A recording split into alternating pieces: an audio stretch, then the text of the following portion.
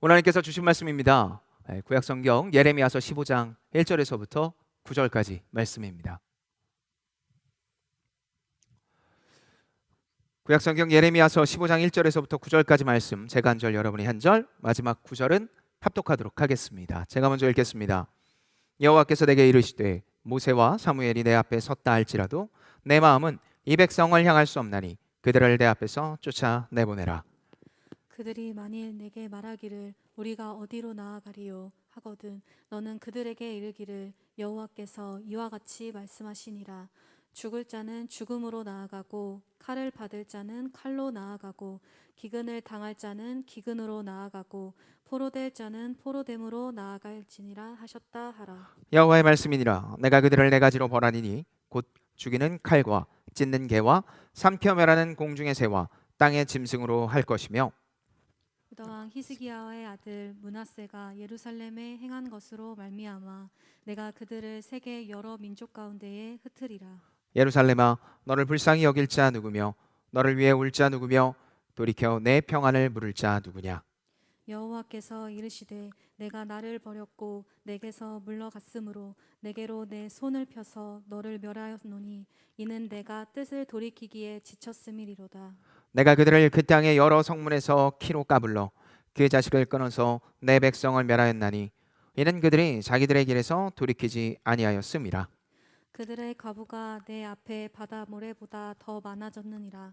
내가 대낮에 파멸시킬 자를 그들에게로 데려다가 그들과 청년들의 어미를 쳐서 놀람과 두려움을 그들에게 갑자기 닥치게 하였으며, 7을 낳은 여인에게는 쇠약하여 기절하게 하며 아직도 대낮에 그의 해가 떨어져서 그에게 수치와 근심을 당하게 하였느니라. 그 남은 자는 그들의 대적의 칼에 붙이리라. 여호와의 말씀이니라. 아멘. 오늘 하나님께서 주신 말씀인 예레미야서 15장 1절에서부터 9절까지 말씀을 가지고 듣지 않았습니다 라는 제목으로 하나님 말씀 잠시 나누도록 하겠습니다. 사람은 통증, 좀 아픈 것들이 좀 있기 나름입니다. 저도 시간이 지날수록 자주 아픈데요, 제가 제일 자주 아픈 것 중에 하나가 이거 허리입니다. 그래서 허리 통증으로 최근에 병원을 갔다 왔습니다. 잦은 통증으로 진료를 받으면서 이게 좀 통증을 완화시킬 수 있는 운동 같은 게 없을까 싶은 생각이 들어서 저를 진료받는 의사 선생님께 운동을 물어봤습니다.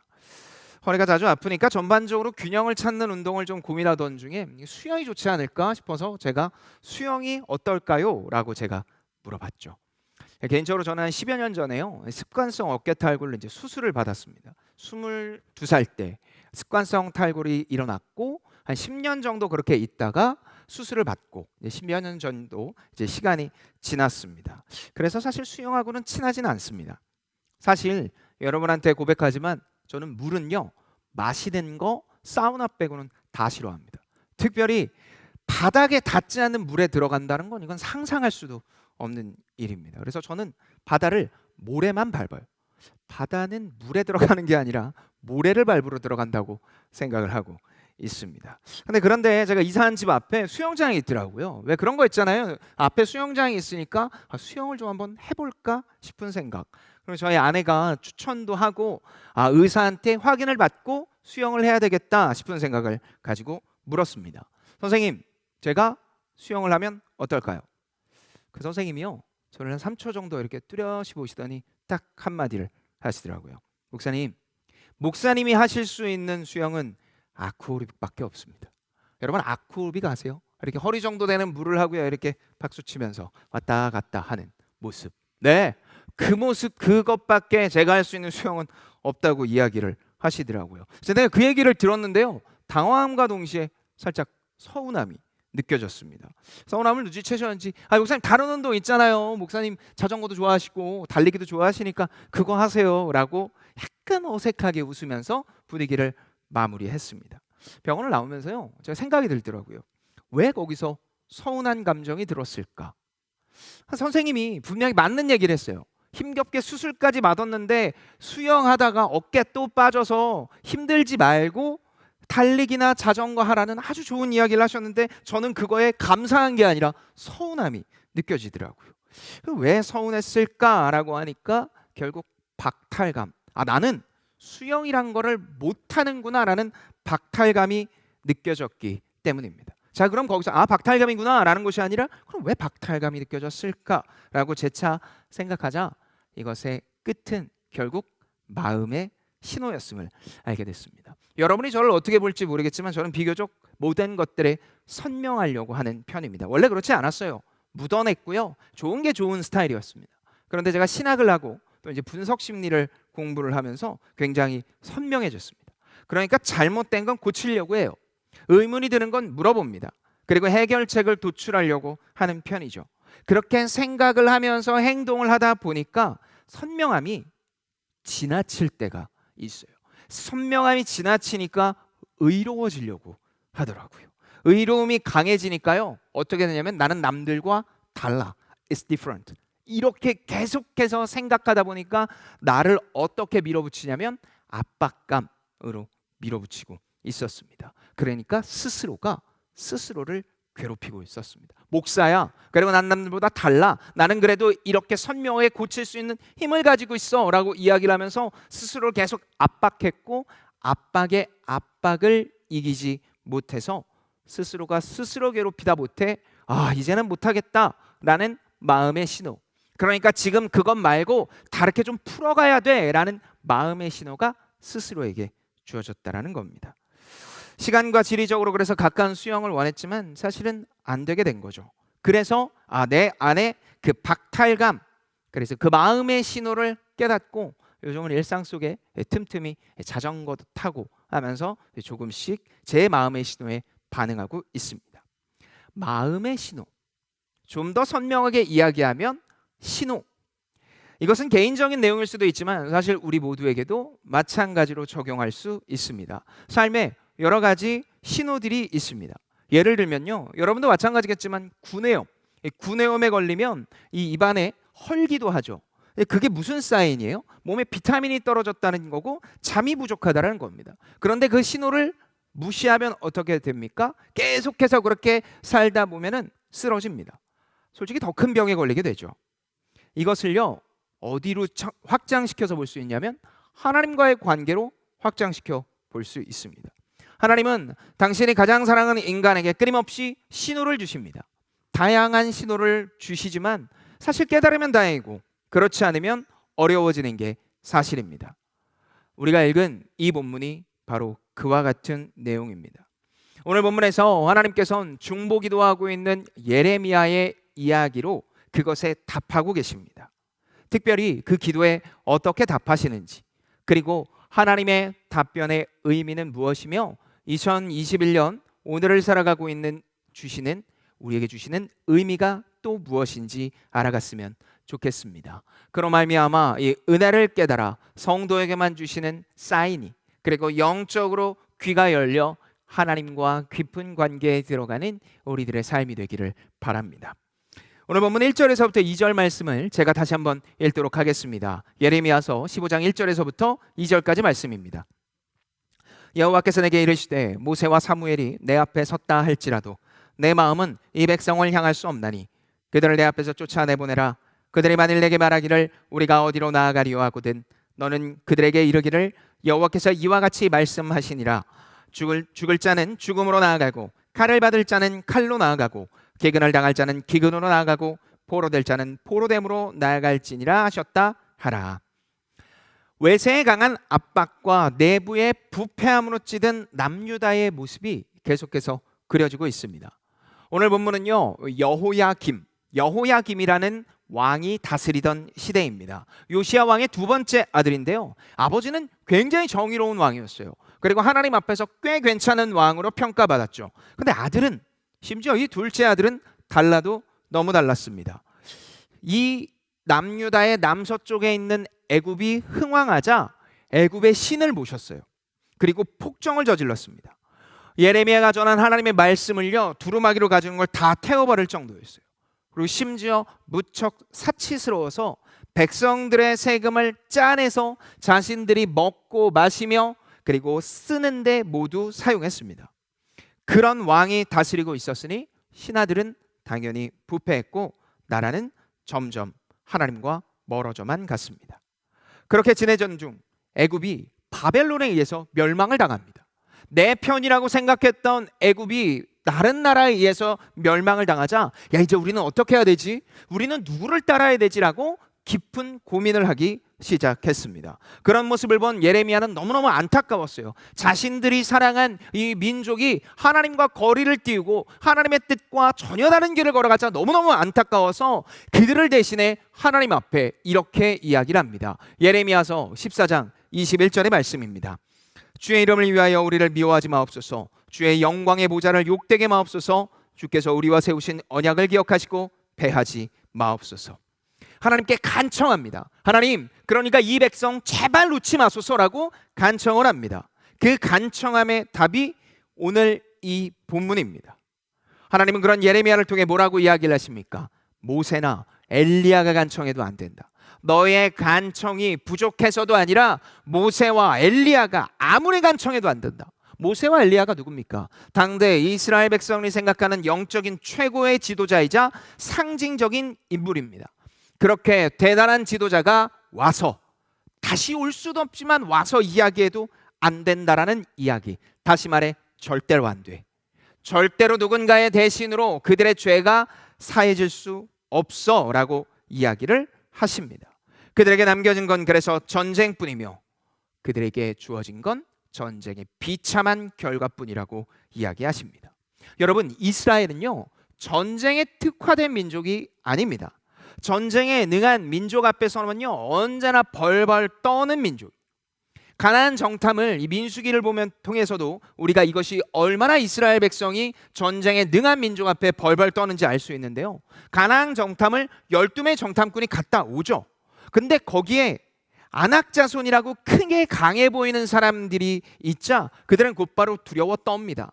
두려워 떠는 단계를요, 12장에 보면 세 단계로 걸쳐서 이야기를 하는데 결국 마지막에는 오열을 하며 우리는 다 죽었다라고 이야기를 할 정도입니다. 그러니까 원래 이렇게 겁 많고 싸움 못하는 민족이에요. 여러분, 싸움도 사실 기능이고 은사거든요. 근데 싸움을 못하는 민족이에요. 그래서 싸움을 못하는 민족이라 하나님이 돕지 않으면 안 되는데 이들은 계속해서 하나님과 멀어지고, 그리고 어떻게 하면 세상의 것과 더 밀접하게 나를 지켜줄 존재를 찾을까 고민하고 있었던 겁니다. 그래서 그런 민족에 하나님께서는 전쟁이란 단어를 주시면서, 야, 너희들 진짜 큰일이 일어날 거야. 너희 원래 전쟁 못하잖아. 그런데 전쟁이 일어날 거야. 전쟁이 일어나면 백전백패를 하게 될 거야 라고 이야기를 하십니다.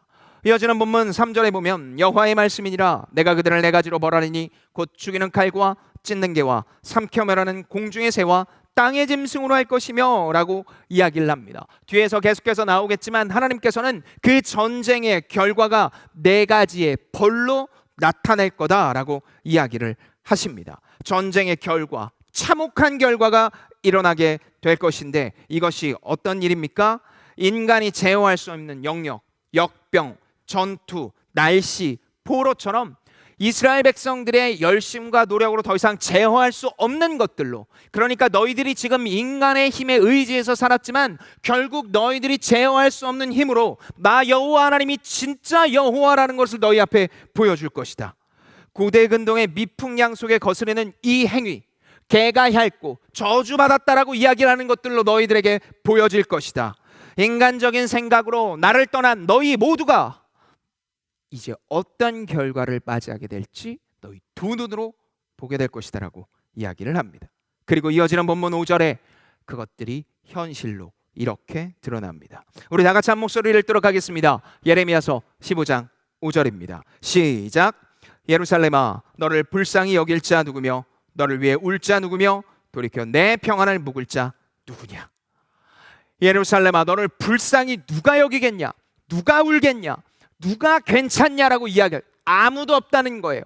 그 백성, 그 땅 안에 하나님의 백성에게 참되게 이야기할 수 있는 사람이 아무도 없고 죽음의 그림자가 뒤엎을 것이다. 그런 모습을 모두 보면서 하나님께서 뭐라고 이야기하십니까? 나는 지쳤다. 희망이 더 이상 보이지 않고 이스라엘 백성들에게 소망이 없는 이 모든 것들, 아무리 이야기해도 더 이상 바뀌지 않는 이스라엘 백성들, 나는 이제 그들이 너무너무 지쳤다라고 이야기를 하십니다. 그들의 습관적이고 변함없는 회개, 나는 이제 지쳤어 라고 이야기하십니다.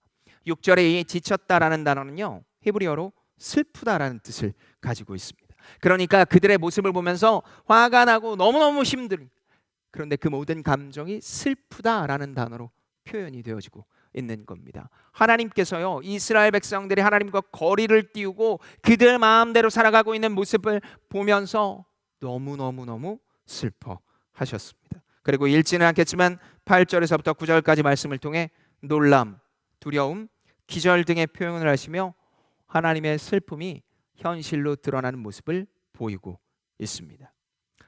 여기까지 보면 조금의 희망도 보이지 않습니다. 하나님께서는 무거운 심판만 남겨두신 것 같아요. 그리고 이들이 지금 예배를 분명히 드리고 있고 제사를 드리며 회개의 고백을 하고 있음에도 불구하고 하나님께서는 지금 이들에게는 그것 모든 얘기를 듣지 않으시고 어떻게 하십니까? 지금 벌만 내리겠다고 이야기를 하는 쌍방향으로 소통이 전혀 이루어지는 것 같지 않은 모습을 보이고 있다는 겁니다. 심지어 하나님께서는 이제 슬퍼서요, 모든 것들을 포기하고 불바다만 남겨둔 것 같은 모습을 보이시고 있습니다. 정말 그럴까요?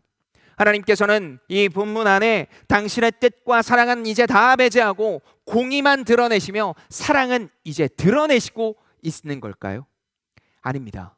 하나님은 공의와 사랑을 언제나 동시에 말씀하시고 있습니다. 하나님은 처절한 심판 안에 희미하지만 분명한 신호를 남겨두셨습니다.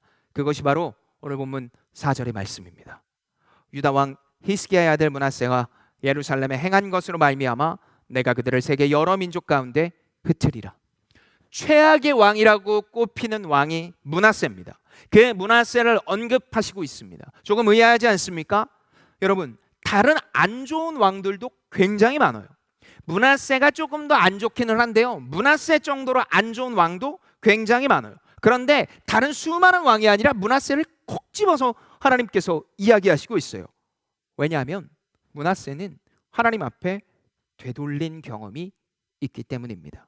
역대하 33장 2절에서부터 9절까지 말씀을 보면요, 므낫세의 악행이 먼저 나옵니다. 이방 신상을 만들어요. 그리고 만드는 것도 모자라 어디로 데리고 들어오냐면 성전 안으로 데리고 들어옵니다. 우리로 따지면 이 예배당에 큰 황금 송아지를 이 앞에 딱 갖다 놓고 이게 우리를 구원했다고 여기면서 그들 앞에 절을 하라고 이야기한 게 므낫세예요. 이것도 부족해요. 자신의 아들을요, 제사의 제물로 사용합니다. 제사의 제물로 사용을 한다는 건요, 그냥 데리고 와서 죽이는 게 아니에요. 제물로 사용하기 위해서는요, 이 피부를 다 깎아내야 됐고 안에 있는 피를 싹 다 빼야 돼요. 그게 자신의 아들이었다고요. 그러면서 이 나라를 도와달라고, 이 나라와 함께 해달라고 이방신에게 이야기를 한 죄인 오브 죄인, 가장 최악의 죄인이었습니다. 그런데 자신이 다스리던 이 나라가 외세의 침입에 곧 무너질 것 같자 어떻게 합니까? 역대하 33장 12절에서부터 13절 말씀입니다. 그가 환난에 당하여 그의 하나님 여호와께 간구하고 그의 조상들의 하나님 앞에 크게 겸손하여 기도하였으므로 하나님이 그의 기도를 받으시며 그의 간구를 들으시사 그가 예루살렘에 돌아와서 다시 왕위에 앉게 하시매 므낫세가 그제서야 여호와께서 하나님이신 줄 알았더라. 돌이킵니다. 지금 엄청나게 힘든 상황, 자신의 힘으로 어떻게 컨트롤할 수 없는 상황, 그래서 이제는 내 힘으로 아무것도 할 수 없다. 역대기 저자가 봤을 때도 지금 굉장히 안 좋은 상황, 그리고 역사적으로 봤을 때도 안 좋은 왕이지만 그 왕이 돌이켰습니다. 이후에는 읽지 않겠지만 우상을 제거하고 제단을 부숩니다. 최악의 왕이었던 므낫세의 회개를 하나님께서 콕 집어 이야기하시면서, 자, 므낫세가 이렇게 수많은 죄를 저질렀어. 너희도 알고 있지? 너희도 들었어야 알 거야. 역대 최악의 왕인 므낫세, 그 므낫세가 그 상황에 내게 돌아오자 내가 그를 받아들였던 것처럼 이스라엘 백성들아, 지금 너희들은 누구를 섬길까, 어떤 나라에 붙을까라고 이야기하기 전에 앞서 가장 먼저 너의 몸과 마음을 내게 돌이키라.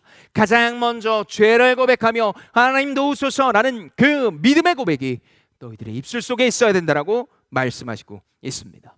오늘 본문은 내외적으로 무척 심란한 시기입니다. 지금까지 수백 년에 걸쳐서 외세의 힘에 의지하며 살아온 남유다가 자신들의 의지했던 것이 사라지고 나자 다른 것들에 의지하려고 가고 있었어요.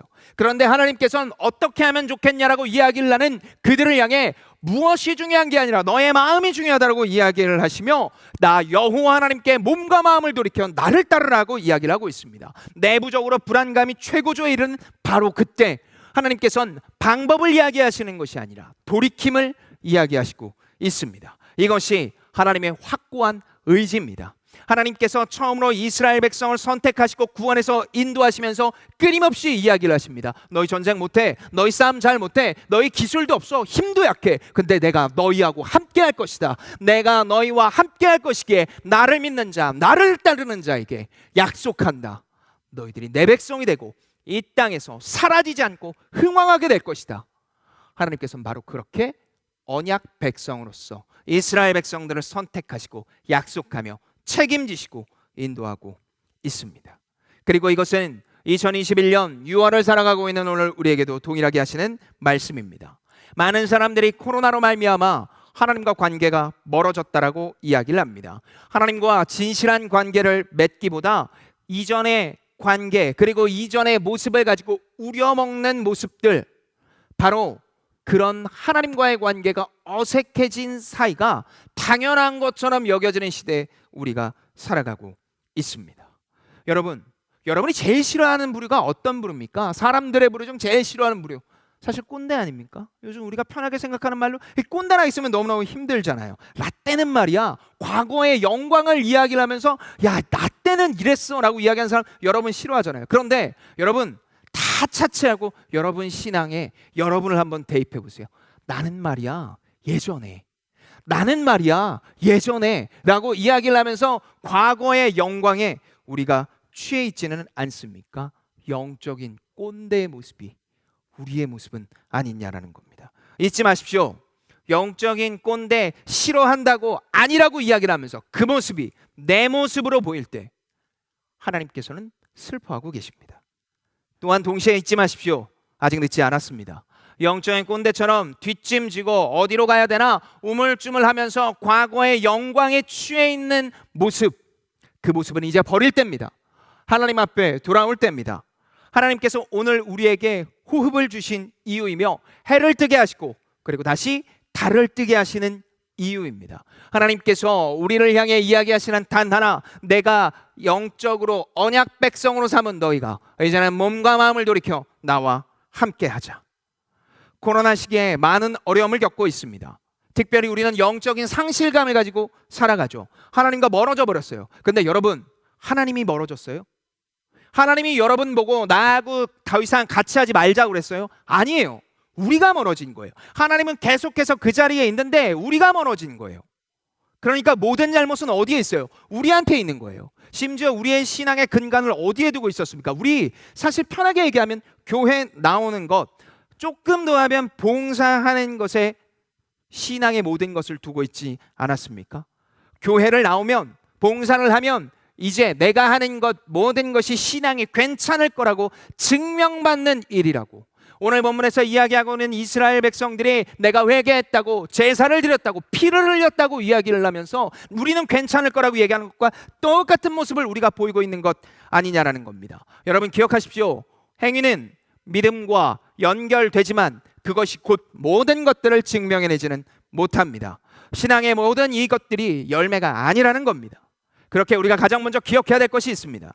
하나님께서 우리에게 가장 먼저 기억해야 될 것, 바로 그것은요, 하나님의 시선으로 나를 보는 겁니다. 내가 하나님과의 관계에서 하나님의 시선으로 나를 보지 못하면, 깨어진 관계가 제대로 회복되지 못하면 다른 사람을 그렇게 볼 수도 없고 빛으로 소금의 역할을 감당해낼 수도 없으며, 세상 사람들이 몇백만이라고 이야기를 하는 크리스찬이 이 땅에서 하나님의 뜻을 구현해낼 수 없어요. 그렇게 과도하게 그렇게 멀리까지 볼 것도 없어요.